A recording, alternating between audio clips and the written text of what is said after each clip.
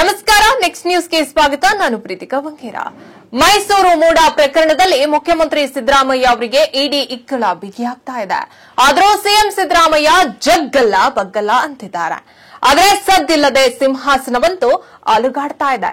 ಮೂಡ ಕಳಂಕ ಮೈಗೆತ್ತಿಕೊಂಡಿರುವಂತಹ ಸಿದ್ದರಾಮಯ್ಯ ಅವರ ಕುರ್ಚಿಗೆ ಕಂಟಕ ಎದುರಾಗಿ ಬಿಟ್ರೆ ಸಿಎಂ ಸ್ಥಾನಕ್ಕೆ ಕಾಂಗ್ರೆಸ್ನಲ್ಲಿ ದೊಡ್ಡ ಪಟ್ಟ ಕಾಲುಗಳೇ ನಡೀತಾ ಇದೆ.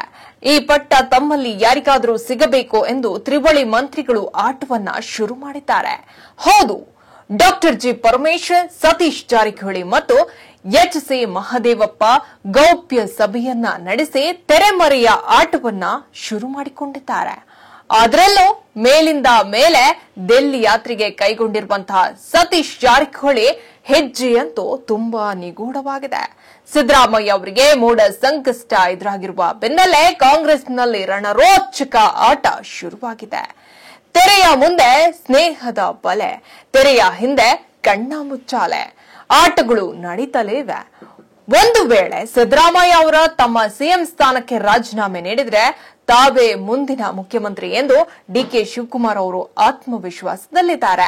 ಆದರೆ ಮತ್ತೊಂದು ಕಡೆ ಸತೀಶ್ ಜಾರಕಿಹೊಳಿ ಮಾತ್ರ ಮೇಲಿಂದ ಮೇಲೆ ಡೆಲ್ಲಿಗೆ ಪ್ರಯಾಣವನ್ನ ನಡೆಸ್ತಾ ಇದ್ದಾರೆ.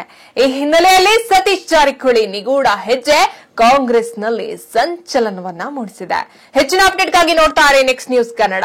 ವಂದನೆಗಳು.